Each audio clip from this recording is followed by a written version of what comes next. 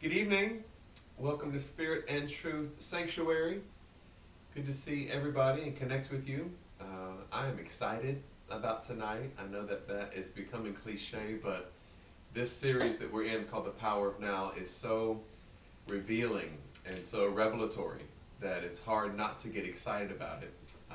Give you a little introduction. Spirit and Truth Sanctuary is an inclusive spiritual community, also known occasionally as a church. We've been in operation for, my goodness, 60 years and gone through an incredible dynamic of shifting from literalism into metaphor, from being an all-white church to being a racially diverse church, from being a Christian church to being a church who understands the interfaith interconnectedness to God, and a church who is affirming of the LGBTQ community. And all that happening in the southeastern United States.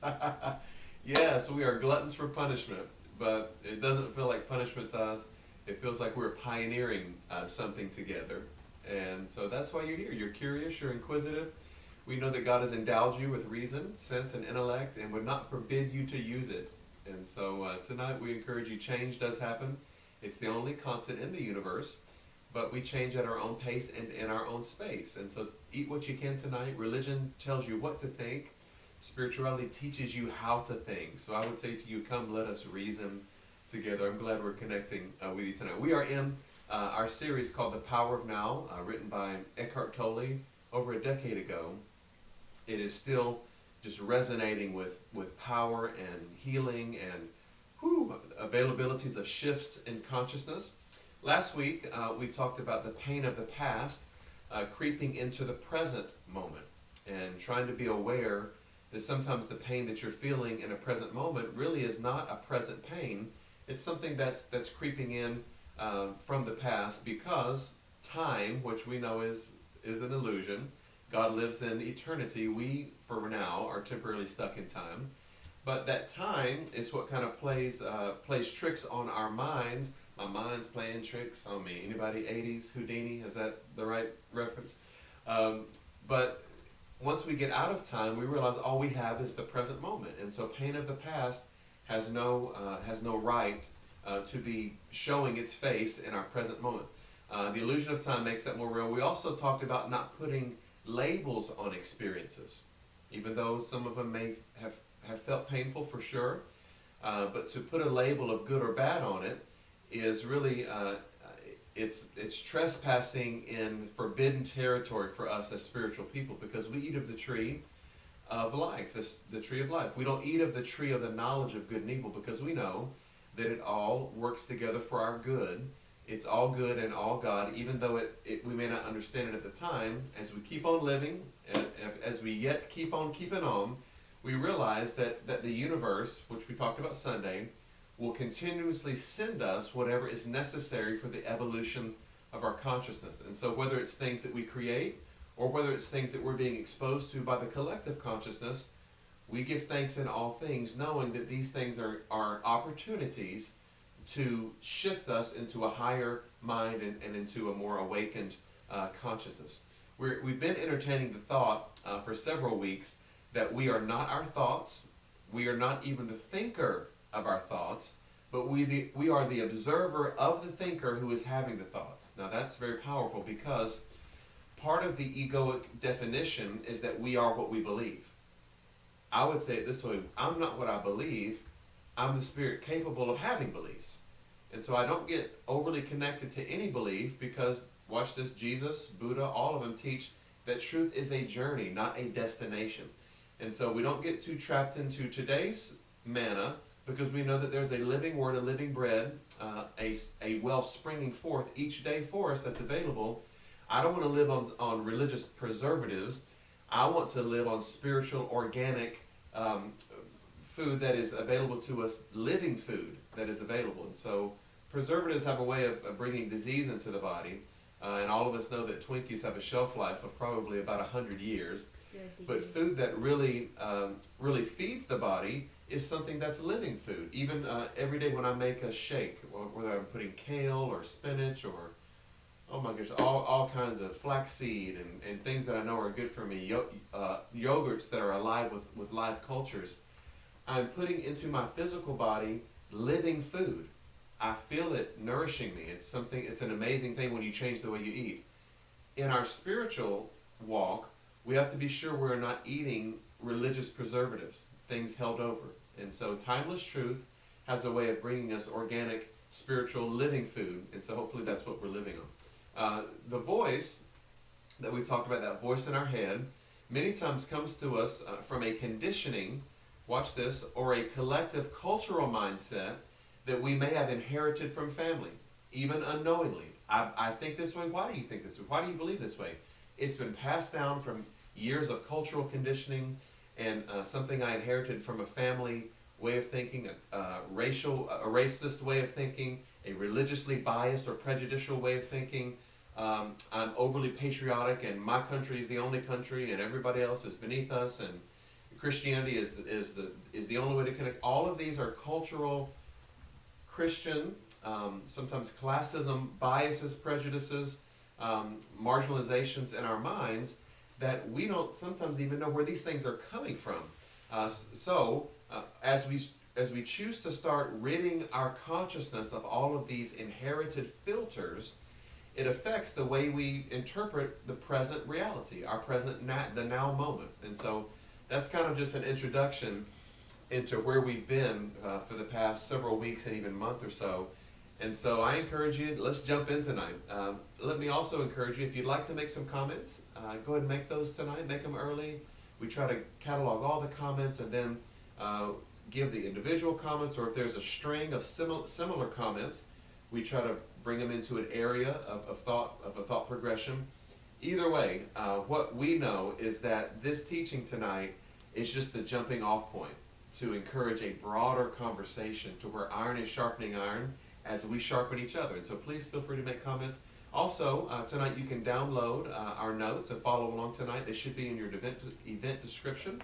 We'd love for you to follow along with us and just kind of, we are visual creatures. And so as we see it on paper, it has a way of getting into our consciousness and even subconscious mind. And so follow along with us tonight if you will.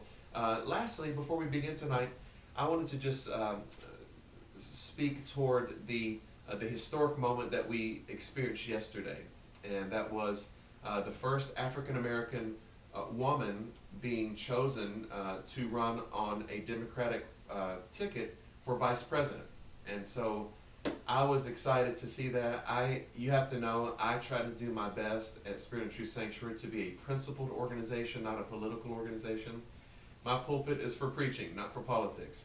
But when you pastor an inclusive, interfaith, gay-affirming, racially diverse church, sometimes there are some leanings one way or another. I try to do my best to make sure that everyone's political opinions are both tolerated and celebrated, and that there's room at the table for everyone. That's what inclusion means. But I would be remiss if I didn't say congratulations, honor this moment. What an amazing moment for the African American community, for those of us who have been in an inclusive mindset for years. How proud we are of Kamala Harris in that selection. And whatever the results are of the election, that's left to us. It's in some ways left to God. But we are to pray for those, whether we agree with them or not, who are elected officials. Our job today is to say congratulations to Kamala Harris for making history. And so we send our love, our thoughts, and our prayers that all things are working together for the good. Amen to that. All right. Without any further ado, let's close those eyes. Take a big, deep breath. Let that breath go. Come on, one more big, deep breath. Let that breath go. As we take and give that breath, we are agreeing to the natural order of this universe. Giving and receiving, sowing and reaping, seed time and harvest, action and reaction. We are also clearing our mind of any clutter of things that we think we know. We are celebrating tonight the beginner's mind, knowing that faith comes by hearing and not by having heard. God, we know you have spoken before, but we are open to what Spirit is saying in this moment tonight. For it's in the name and nature of Jesus the Christ we pray. That all would say amen. We say let there be light in Jesus' name. We have tonight our prayer of surrender. It is our at Spirit and Truth Sanctuary. It's our invitation of truth. It's how we prepare the soil and even soul of the groundwork of our subconscious mind. So let Spirit just have his or her way with us tonight. We don't want to block any blessing that's coming our way. Come on, let's read together tonight. Spirit of truth, carry me where you will. Bring to me what you will. Take from me what you will. Awaken in me what you will. The Christ man is around me. The Christ mind is in me. The Christ power flows through me. And the Christ mystery exists as me. I believe it, I perceive it, and now I receive it. I am surrendered. Amen. And wow, so it is. All right, tonight we are going to discuss the topic of dissolving the pain body. And before we get into the actual teaching tonight, I want to give you an example of a pain body. And what this is insinuating is that there is a mind-body connection. And so the mind is where we store memories, where we store hurtful memories that have a way of affecting our emotions. Our emotions have a way of bleeding out into a cellular level. High vibrational emotions bring healing and health to the body. Lower vibrational emotions can invite sickness and disease into the body, and that's not something that's just metaphysical mysticism.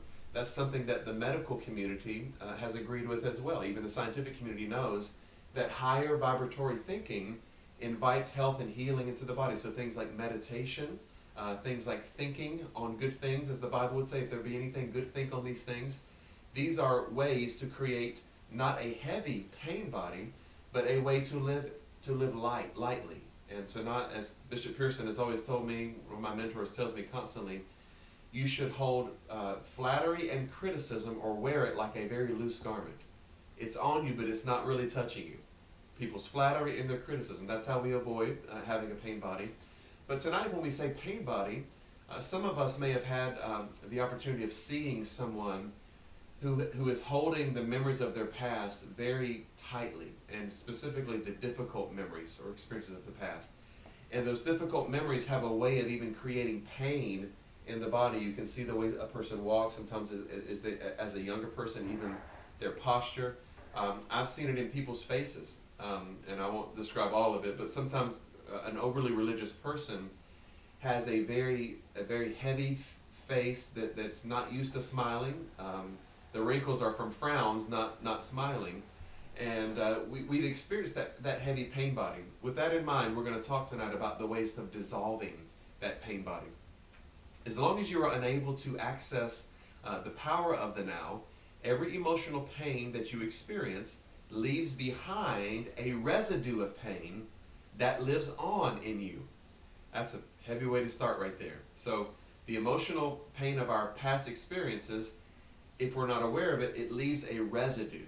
I would say not instead of, but in addition to leaving a residue of pain, this might be more easily understood in my vernacular as scar tissue, or leaving behind something that it's no longer bleeding or open, but even if you look on my arms right here, if you look in my eyebrows, I've got scars everywhere from playing basketball, from playing football, and just things that didn't heal appropriately, or I didn't treat them appropriately. Now there is scar tissue there, and when you touch it, it even feels a little different than the rest of my skin, because it's a reminder that there was pain there. Sometimes we say reminders of pain.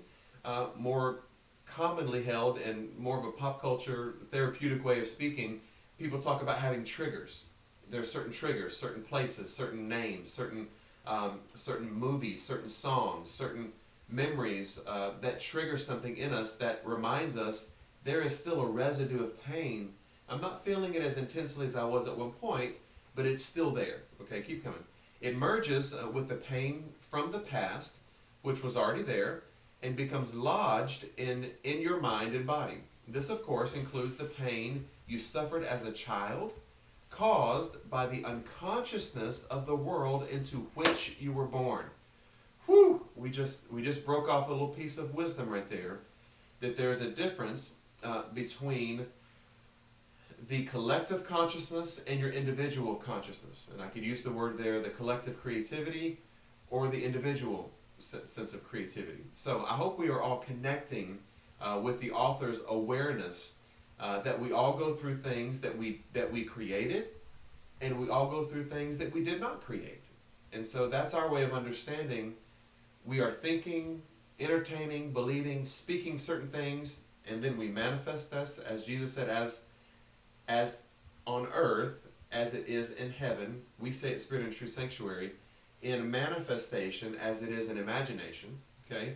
So that's speaking really of the individual consciousness. I believe this, I thought this, I entertained this, I spoke this, I affirmed it, now it's here. And so my life is not really anything secretive. My life becomes a looking glass for people to see what I'm thinking privately, because it becomes my life. As a man thinks, so is he. As within, so without. As above, so below. Okay. However, some of us are aware that sometimes we're exposed to things that we did not create.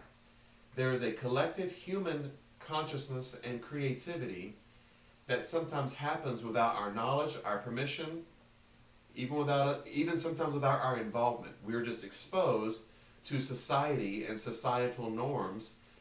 That is something that, watch this, can cause a heavy pain body if we're not aware of the pain that's coming from societal unconsciousness. All right, keep coming. This accumulated pain is a negative energy field that occupies your body and mind. Now listen to that's the description there. Accumulated pain. Can we go so far tonight as to say generational pain? I don't believe and subscribe or even teach anything about generational blessings or curses. I believe we have the power to create the life we want to, and when we believe in generational curses or even generational blessings, we're saying that something is happening that's out of my control. Absolutely not.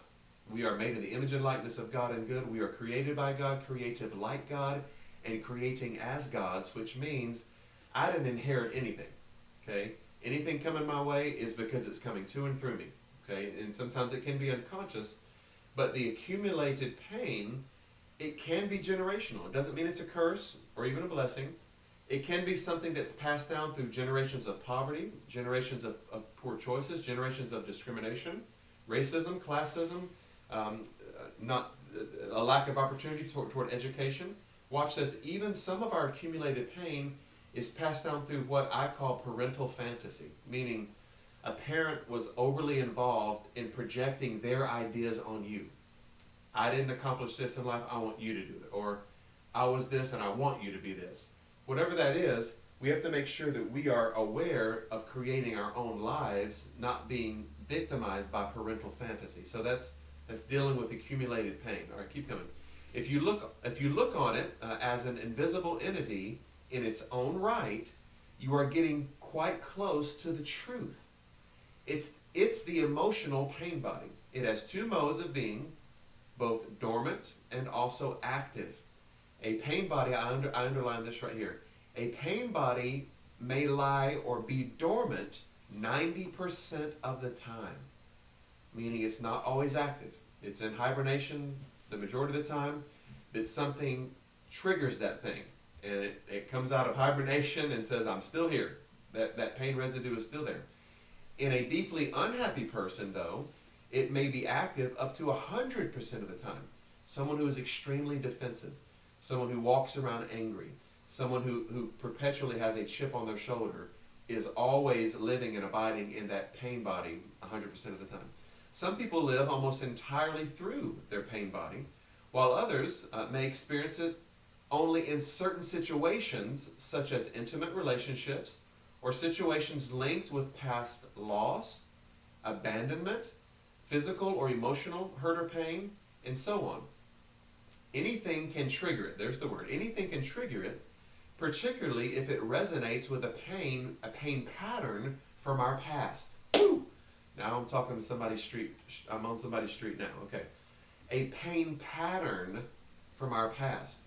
I would be cautious at being too vulnerable because I don't want to be disrespectful in any way. But even in my own family, there is a pain pattern from my past that gets triggered in me sometimes. Things that I don't want to repeat. Things that I saw as a child or saw growing up, and things that still cause pain or painful memories for me those generational, or as Tolle says it, pain patterns from our past can be something that is still residue or resident in living inside of us. And it can be triggered, not all the time. Sometimes it lies dormant, sometimes it's active. All right.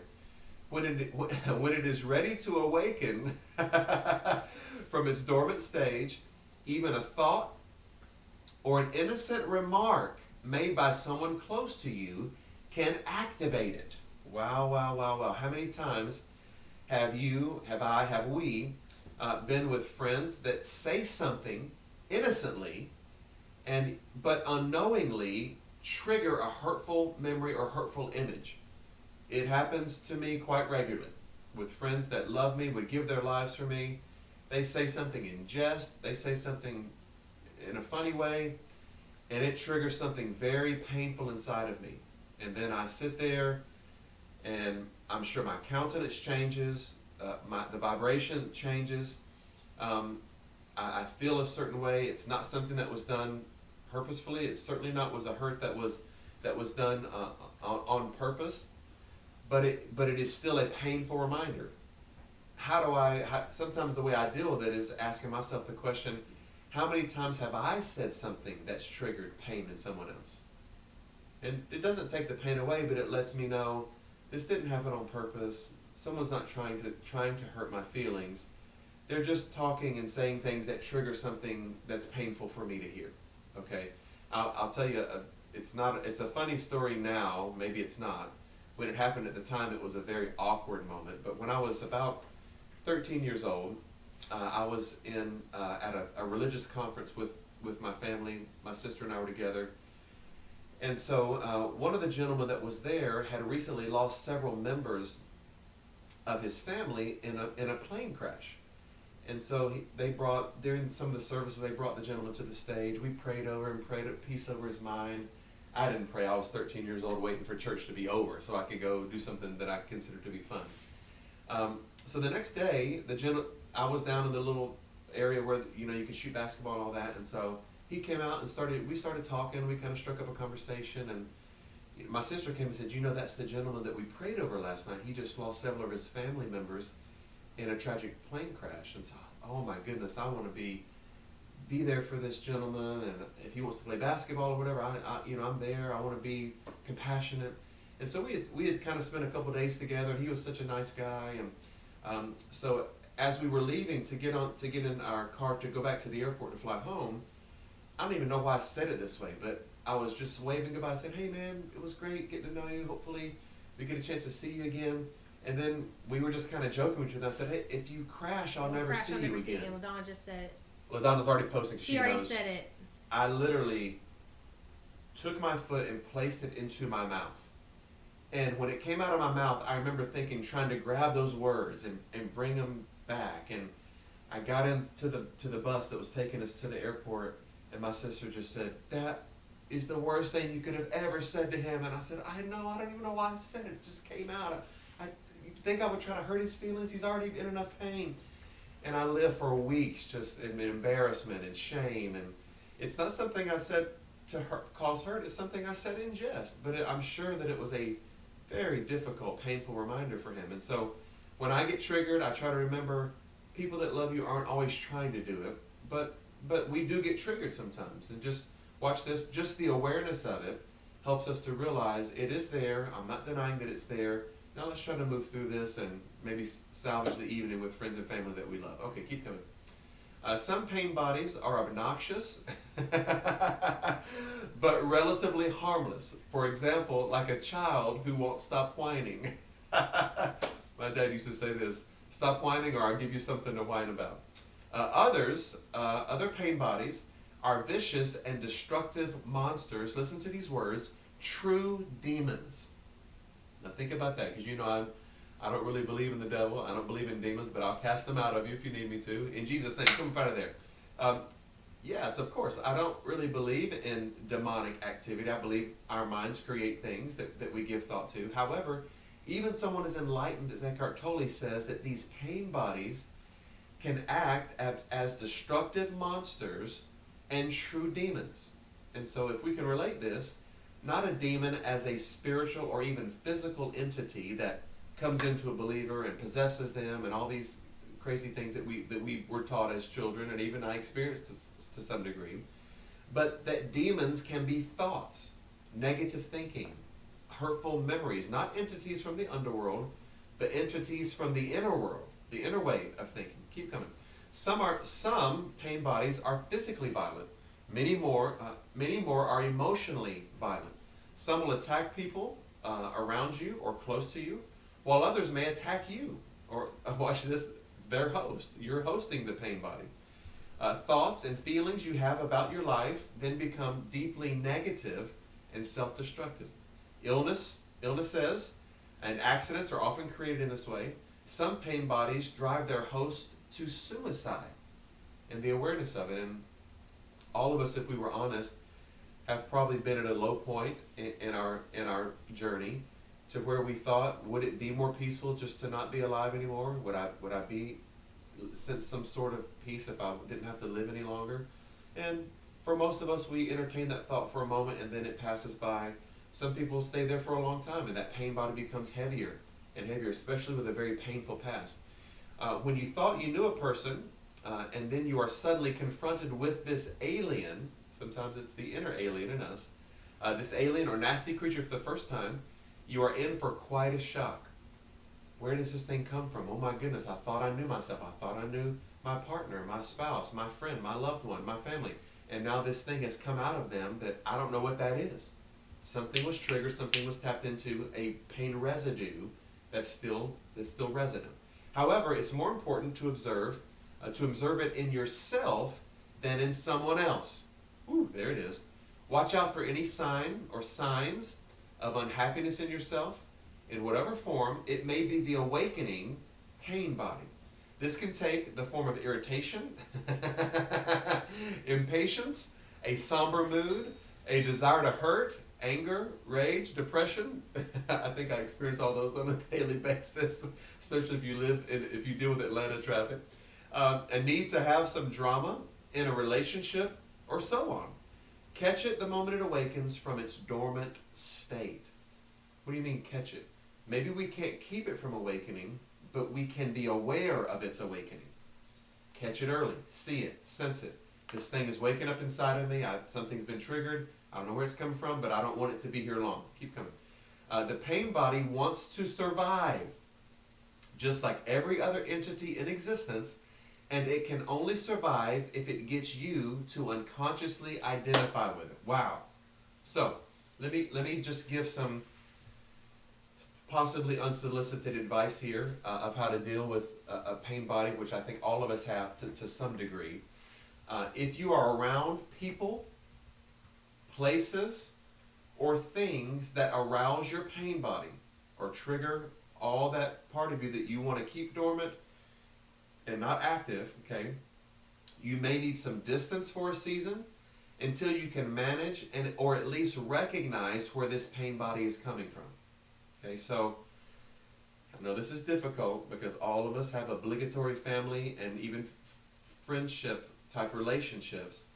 But when you are trying to manage a pain body, if it's become very heavy and now starting to affect your body, your emotions, your physical health, there may be a season that you have to separate or distance yourself from things that remind you of that pain body. Just forging through it, pressing through it. By God, I'm going to conquer this thing in Jesus' name. That's not always the wisest a course of action. Okay, sometimes you need a moment, a season of separation from something. Doesn't mean that you can never go back there, but you need a boundary from it so that you allow yourself time, at least some time to heal, or at least form a scar and not an open wound. Okay, so don't feel guilt at times if you need a season of sabbatical, a season of separation. Doesn't mean that it's forever. It just means it's temporary. I just need to get my bearings. I need to get my mind right about something. There's absolutely nothing that's wrong with that. It can then rise up, take you over, become you, wow, and live through you. My goodness, that sounds like demonic possession, the pain body, the emotion taking over your body. It needs to get its food through you, or as you. It's feeding on you. I heard A friend of mine said, it's not what you eat, it's what's eating you. You ever asked that question? You are what you eat? What's eating me? Okay, keep coming. It will feed on any experience that resonates with its own kind of energy. My goodness. Anything that creates further pain in whatever form. I'm in pain, and this pain body wants more pain. It wants more anger. It wants, watch this, destructiveness, hatred, grief, emotional drama, violence, and even illness. So the pain body, when it has taken you over, will create a situation in your life that reflects back its own energy frequency for it to feed on. Wow! Keep coming. Pain can only feed on pain. Pain cannot feed on joy. It finds it quite indigestible. That one little paragraph right there was enough for the entire teaching tonight. Okay, so how do we break this down? That the pain body is looking for other pain to feed on to keep itself alive. Okay? There's an old saying that may be a little more palatable, and that is that misery loves company. Sometimes they say birds of a feather flock together. If you find someone who's been through some type of betrayal, that person will find another person who's been through something similar because they want to commiserate with each other. So, one of the ways that I think we deal with this desirous vibration for similar negative vibration is, first of all, to admit that it's there. Sometimes it comes in a deceptive form to feel like, I just want to talk to somebody who's been through the same thing so I don't feel insane. I need to feel like I'm not the only one who's ever experienced that.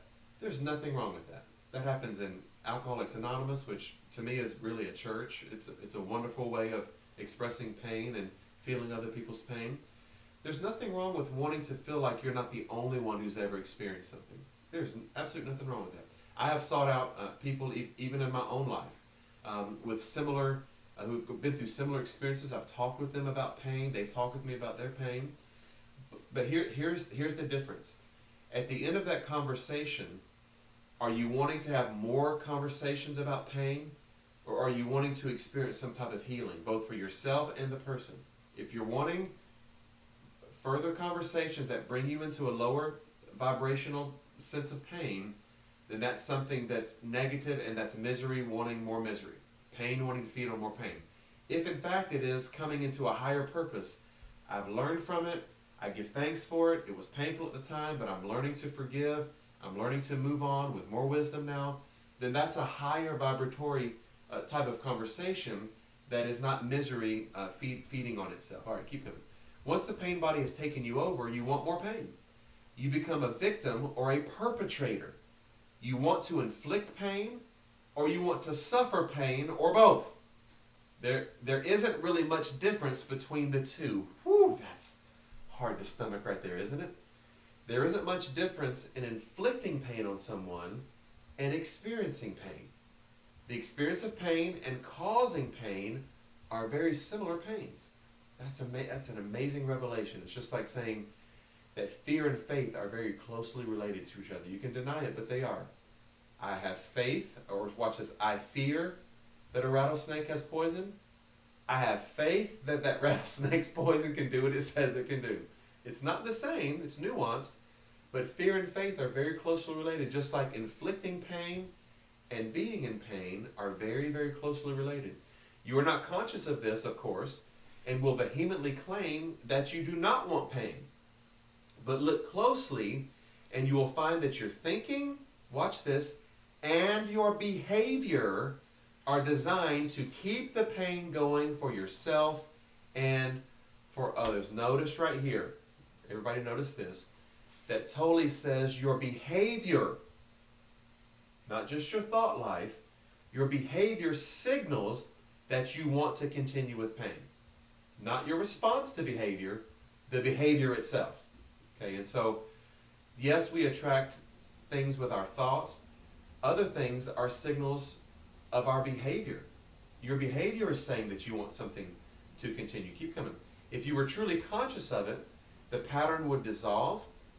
For to want more pain is insanity, and nobody is consciously insane. Now, watch this. It doesn't mean that nobody's insane, that if you're insane, you're unconsciously insane. Okay, no one wants pain. All of us want love. All of us want joy and peace and righteousness. That's the kingdom of God expression. So if we are insane, we are unconsciously there. Okay, so the goal of teachings like this is to become conscious of our insanity. Okay, the pain, LaDonna's going to love this, which is the dark shadow. She's been addicted to this show recently called Dark Shadows from, I think it's back in the 60s and 70s. The pain body, which is the dark shadow cast by the ego, is actually afraid of the light of your consciousness. It is afraid of being found out. In other words, as long as that pain body is in existence unawaredly, that's what it wants. It doesn't want you to wake up to the fact that it's there. So denying the pain, denying that you're in the pain, denying that you, watch this, somehow enjoy the pain. Now let me stop here for just a minute and kind of break this down to the dysfunction of Christianity. Okay, that doesn't mean I'm not a Christian. I'm not a follower of the Christ and the Christ mind. There is a dysfunction in Christianity that invites pain because we kind of feast on scriptures like, if any man follows me, let him pick up his cross, let him pick up his own cross. In other words, Jesus did not come to give us life and life more abundantly. If we're going to follow Jesus, it's going to be a lifetime of pain. And so things like God's will, following or being obedient, submitting to God's will in our life is going to be full of pain. I got into some of this years ago when I started teaching inclusion. I convinced myself I chose the pain. This is the pain that Jesus wants for me. I'm going to be rejected for the rest of my life teaching this in the southeastern United States, that God is bigger than religion, that Jesus and the Christ are different things altogether. Gay affirmations and inclusions, interfaith expressions. It's just my lot in life. I'm just going to be miserable for the rest of my life because this is what I've created. Finally, one day I woke up and said, I'm rejoiced that this is who I am. I don't care how big or small my church is. I don't care how many people left or how many people are coming. I'm happy that I think this way, that I woke up to a higher way of seeing God. But for a while, I convinced myself this is just my lot in life. I'm just going to be miserable and, going to just scrape by the rest of my life. And I convinced myself there was some type of righteousness to it, some type of consecration and sanctification in all this. Eventually, I realized this pain body is here. I created it. I'm not living it any further. I am happy with what I'm teaching. If there are 10 people or 10,000 people, I'm going to be happy with it. And I consciously made that decision. I hope that it's evident in my teaching that I teach more in joy now than in pain. All right. So it's afraid of being found out. Its survival depends on your unconscious identification with it, as well as on your unconscious fear of facing the pain that lives in you. But if you don't face it, if you don't bring the light of your consciousness into the pain, you will be forced to relive it again and again. As we say at Spirit and Truth Sanctuary, we create in 3 different ways. We create consciously, subconsciously, and unconsciously. Creating consciously, things that show up in our lives are not big surprises to us. We know that we thought that, we spoke that, we entertained that. Here it is, I created it. I'm in conscious creativity. Subconscious creativity, some things are surprises, other things we realize it's kind of a cruise control way of creating. Unconscious creativity, here it is when the same things show up again and again and again, and we dare ask the question, why is this here? Or even completely unconsciously, why is this here again? Why is this happening to me again? Those are just little symptoms and symbols signifying that we are creating from an unconscious mentality, an unconscious way of living life. And so, to be conscious of the pain is difficult, but if we're conscious of it, then we are not doomed to repeat it. That's similar to how we say, if we are aware of history, if we really are students of history, then we're not doomed to repeat it. If we're ignorant of history, then history will continue to repeat itself, hopefully not in our individual lives, even if it's happening in the collective consciousness. Okay. The pain body may seem to you like a dangerous monster that you cannot bear to look at. But I assure you that it is an insubstantial phantom that cannot prevail against the power of your presence. Whoo! He who is in me is greater than he who is in the world. Look at that. It's right there. Just the awareness of it begins to give you victory over it. Some spiritual teachings state that all pain is ultimately an illusion, and this is true. The question is it true for you? Is pain an illusion? Possibly. That's not the question. Is that true for you? A mere belief doesn't make it true. We believe a lot of things that we don't know. We believe a lot of things that don't come into our behavior. We say a lot of things that we really don't act upon. Okay? Let's go further. A mere belief doesn't make it true.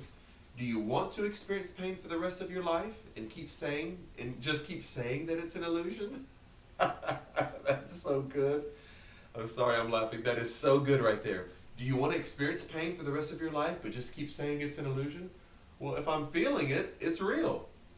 Okay, it can be an illusion all you want to, but if I'm continuously feeling the pain, it's not really an illusion. Life is imitating art at this point, So, yes, I know that pain is an illusion, but if I keep thinking certain ways, entertaining certain thoughts, then the illusion becomes my reality.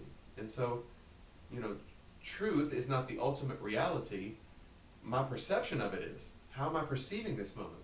I remember my sister saying, when she was a teenager trying to witness to people about Jesus, she would talk to some people at school that would say, I am happy. I'm happy. I'm a good person. I treat people with respect, and I'm just not a very religious person. And the response that she and others would give, maybe it wasn't my sister, maybe it was people she was around, would say to people, you're not happy. You just think you're happy. Now, I don't know how to say this. I'd love to be in that space. Okay? What's the difference in being happy and thinking you're happy? The mind is perceiving happiness, and so that really is happiness. And so, but the mind is perceiving pain. Is it an illusion? Yes, it is, but your perception of it is still something that's very real to you. Okay.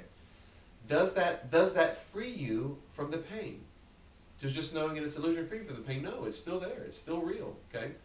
What we are concerned with here is how you can realize this truth. That is, make it real in your own experience. So, the pain body doesn't want you to observe it directly and see it for what it is. The moment you observe it, feel its energy field within you, and direct your attention to it, the identification is broken. Notice he doesn't say that the pain subsides. The identification with it is broken. That's the same principle that we used early on in the book, saying you are not your thoughts, you're not the thinker of your thoughts, you are the observer of the thinker. And so this is the same principle that he's using here. I'm not the pain isn't me, I'm aware of the pain, now I'm not identifying with it anymore.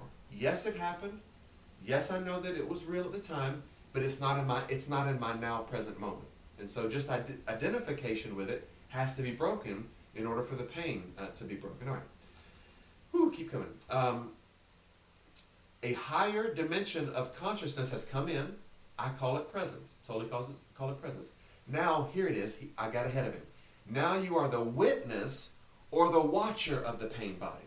There it is. It's a little different vernacular, but it's the same idea. You're not the thought. You're not the thinker of the thought. You're the witness, the observer of the thinker of the thought. Similarly, you are now the witness or the watcher of the pain body. This means that it cannot use you anymore by pretending to be you. Whew, can I stop right there? I am not what I've been through. I am not the experiences of my life.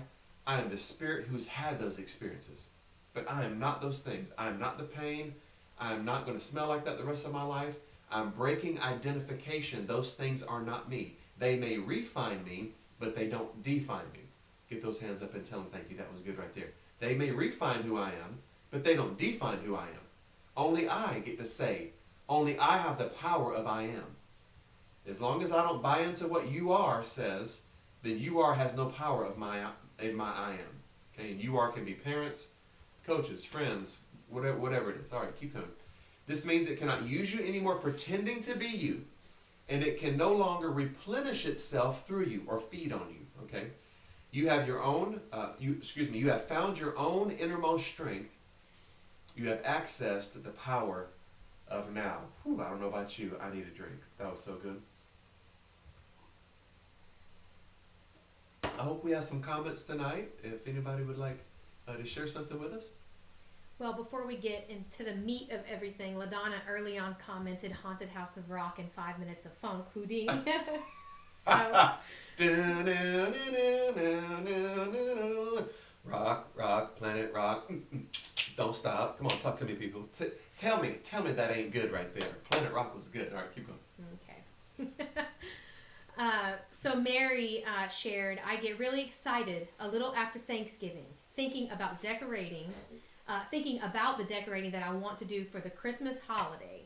But every year I completely lose my desire because I equate the holiday with unhappiness, remembering the things that happened in my childhood. Wow. This happens every year and I can't seem to shake it. Oh my goodness. Wow. It's so crazy that you said that, Mary. Not crazy. It's the way vibration works. Today I took my dog on a little walk, and the playlist that I chose to listen to was Stevie Wonder, and it was a song, looking back on when I was a little nappy-headed boy, and he was talking about being excited for Christmas, and then he said the words here. He said, even though we sometimes would not get a thing, we were still happy with the joy the day would bring. And so Stevie Wonder in that moment is saying, there was some pain because sometimes we were excited about Christmas and we didn't get anything. But maybe I can focus on just the joy the day brought in itself.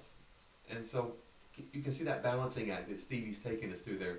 A lot of people just jam to Stevie and don't realize this dude is preaching. He's talking to us. But that's not something that's uncommon. As someone who has provided pastoral counseling for several decades, my office is usually full on the holidays. People want to come in and talk to me. It's either the grieving of the loss of a loved one, divorce, separation from family, grieving some past experience over the holidays, loneliness.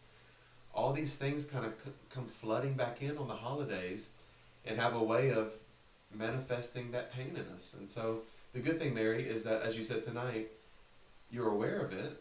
You're aware that it feeds on you and feeds through you. And so now that you have identified it, you can break identification with it. I'm not that. I'm not the thing that happened to me. I'm the present mother and grandmother that's celebrating my family in this moment, not the things that happened years and years ago. And so I have some days, that are momentous days that are marred by difficult memories. There's some things that trigger some very painful memories, with family things, and it's hard. They flood in. And so, as we know in New Thought teaching, we can't resist it, because if we resisted it persists. If we deny it, it just feeds on the denial. So embrace it, lean into it, step into it, know that it's there, and then say, God, I give thanks that that's not what it is now. I'm creating the moment. I'm creating the joy that I want to sense in this moment, and to be fully present in that moment. But I love it, Mary, that you had identified it, but now I'm not identified with it. So I think all of us can identify with what you just said tonight. Thank you, Mary. Earlier in the teaching, pretty early on actually, Richard drew the connection between LaDonna's messages on the dark shadows from Tuesday. So then we read about that. But he asked, how do we deal with pain body individuals who appear to be obsessed or take comfort and will not let go of their pain body? Whew. All right, before I say this, Richard, you've been on it the last couple of weeks. You just are like a catalyst for our stuff. Thank you for bringing this. So I'm going to say it how I feel it, and then I'll diplomatically try to make it right. You don't deal with individuals like that. There's an old adage, you can take a horse to water, but you can't make it drink. And it's difficult. I have seen my family trapped in obligatory relationships to where they feel like they have to care for people who do nothing but bring negativity into their lives. Maybe one day I'll have to eat these words and deal with that at some point. I don't deal with people like that. And if I do, I deal with them very quickly. Jesus said it this way, and it's a little bit out of context, but bear with me. He said, when you are in the way with your adversary, okay, or anything that's adversarial, and a lower level of thinking can be adversarial to the joy that you want to experience. And so Jesus said it this way, when you agree quickly with your adversary while in the way with him. So how do we relate that to someone who has a heavy pain body that doesn't want to get rid of it, okay? That means if it's family, if it's a friend, if it's something that you are obligated to and you can't get rid of it, that is life. Agree with them quickly. Oh, I'm so sorry to hear that. Da, da, da, da. Then change the subject quickly, okay? Oh yes, but did you see that wonderful story about Kamala Harris? What a history being made. Then they're gonna come back. Yeah, but on the news that child got kidnapped, and I don't know. Well, you know what? Let's see the glasses half full today. Give effort to it. Try to shine light in the darkness. If they want to stay in the darkness, take yourself somewhere else. I tried. I am moving on. I will not be mired down in this thing with you. Misery loves company. I say it this way. If I get down into the pit with you, we're just going to be in there together. I have to stay some level of being above this pit in order to offer you a hand to help you out of this thing. And if I keep hanging with you, I'm just going to get down in that with you. And so the long and short answer, I could explain it all different kinds of diplomatic ways, is if somebody doesn't want to change, don't be around them. You know, you can take a horse to water, but you can't make them drink.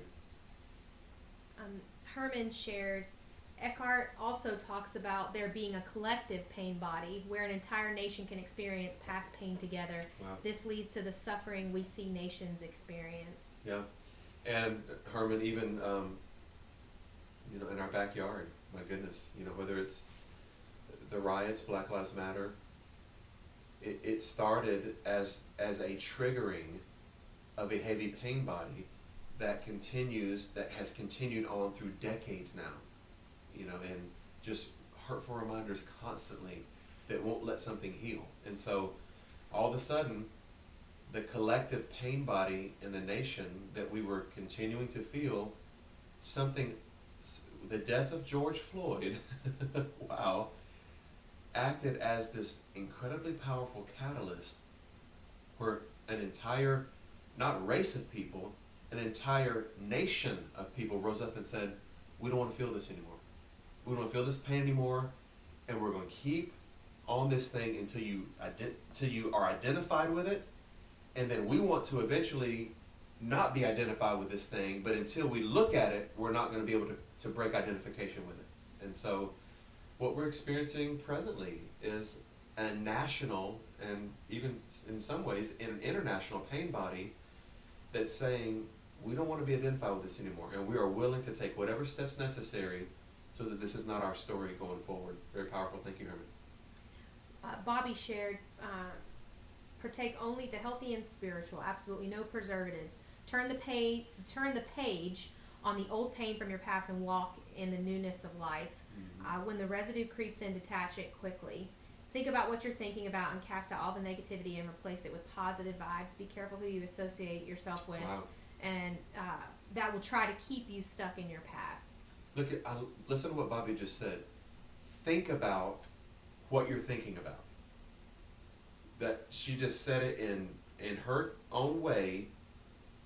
Watch the thinker of the thoughts. That's what you just said, Bobby. Think about what you're thinking about. Bishop Pearson says all the time, the universe does not judge us on what we think, but on what we think about what we think. We might add another dimension to this. The universe judges us maybe on our inability to be the observer, watching the thinker, thinking the thoughts. And so the identification of it helps us to break identification with it. And so I love that, Bobby. Be conscious of what you're thinking. And I can say in my encounters with Bobby, she practices this. She presences this truth. And that means what?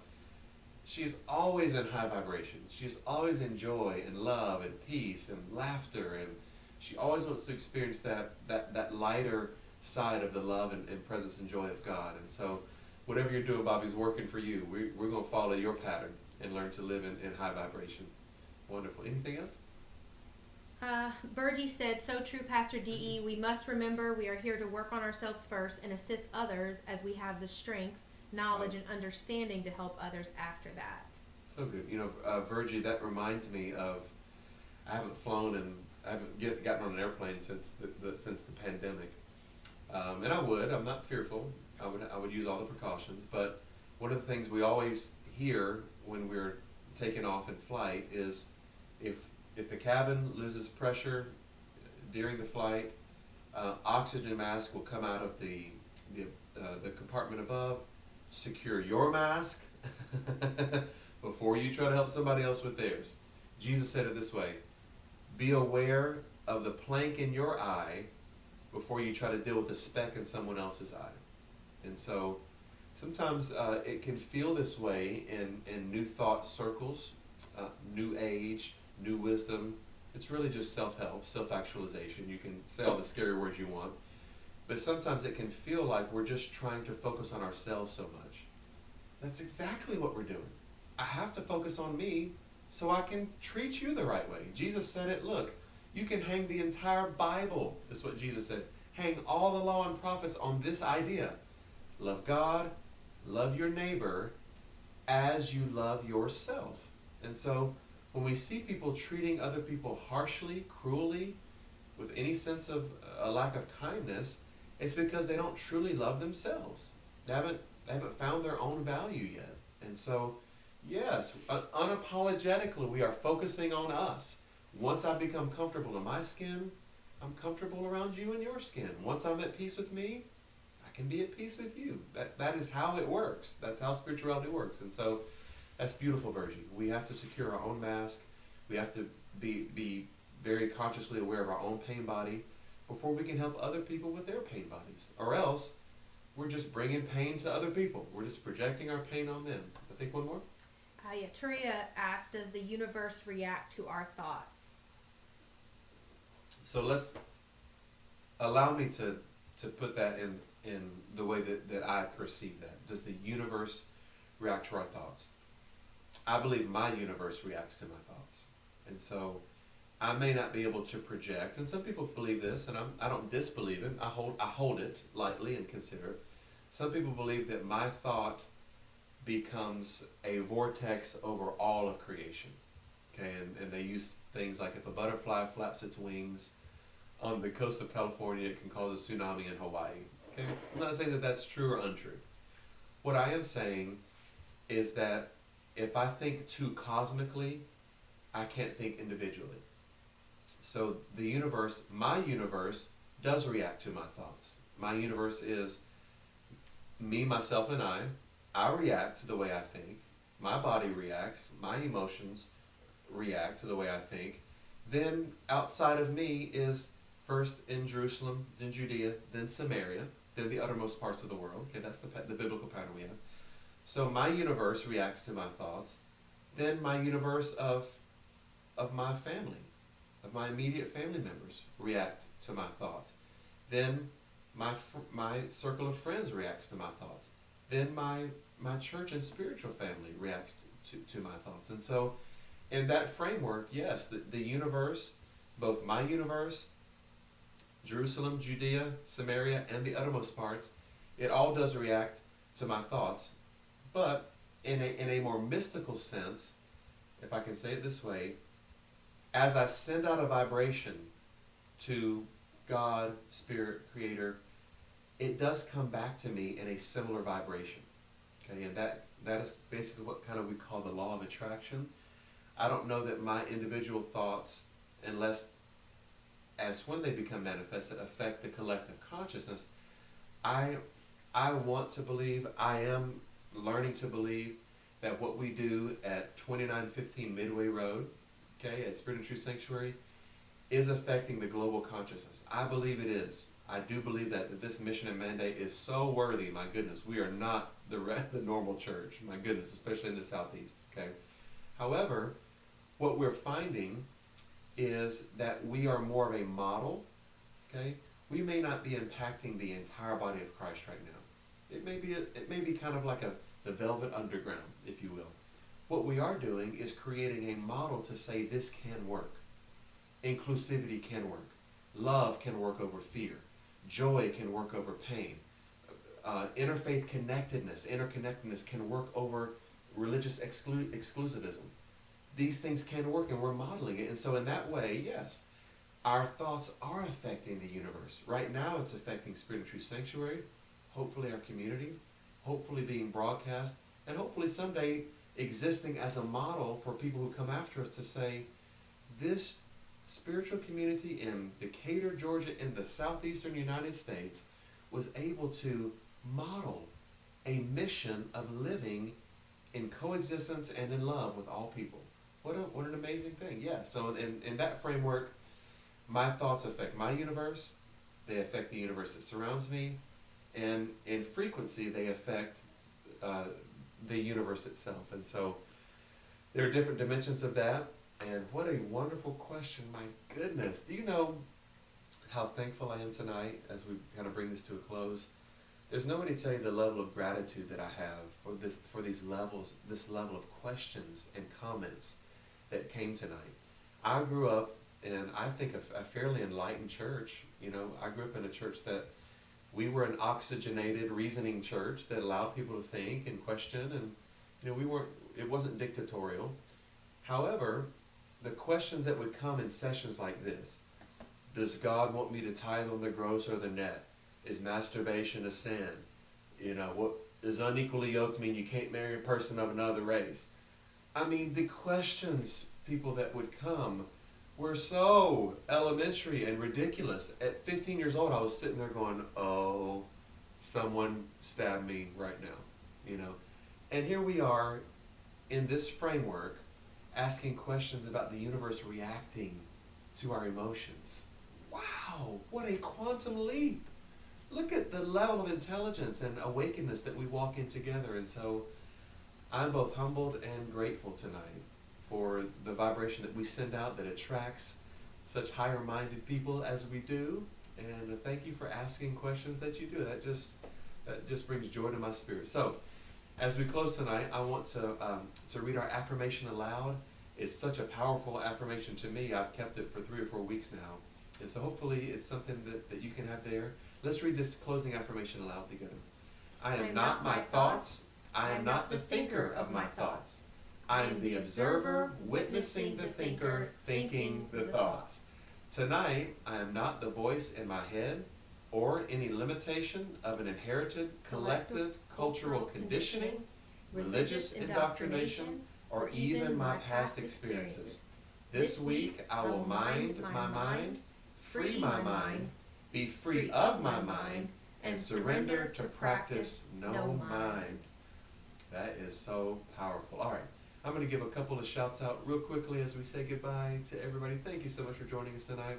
Shout out to Emma, Dr. Elijah, Randy, Esther, Susan, Roberta, Richard, Laverne, Pastor Cassius, Caroline, Tamara, Sheila, Rosaline, Doreen, Crystal, Myrna, Stephanie, Pastor LaDonna, Elaine, it says Elaine Slappy Jeffries, Elaine, what you mean, Jellybean Jeffries, Virgie, Alma, Gina, Callie, Susan, Ivy and Margie, Fred and Mary, Wanda, Erica, Miko, that looks like a new name tonight, Josephine, Carol, Pastor Don, Olivia, Reverend David Michael, Jennifer Culberson, my good gossip friend, Sheila, Miss Bobby, Anita, Dr. Sharonda Buchanan, the one and only, Pastor Curtis and Esther, Leslie, Justina, Ben and Vicky, Pastor Reverend Richard Boggs, blast from the past, good to hear from you, Taria Davis, Regina Scott, Homer, Herman, and Lenora. And I'm sure we missed some names. I'm sure we can't get all of it. Please don't be offended if we didn't call your name. We love you guys. Thank you for tonight's discussion. It was thrilling and exhilarating for me. I'm so grateful. And we look forward to seeing you guys again on Sunday morning at 10 a.m. Invite a friend to join with us. It's going to be a powerful Sunday morning. I think I'm going to compare Friedrich Nietzsche, the renowned philosopher, therapist, psychologist, even atheist and agnostic, using his worldview to how to rightly divide the word of truth. I'm already on Wednesday excited about what we're going to talk about on Sunday. And so we love you guys. We'll see you again on Sunday morning. Until then, go in peace. May God bless you.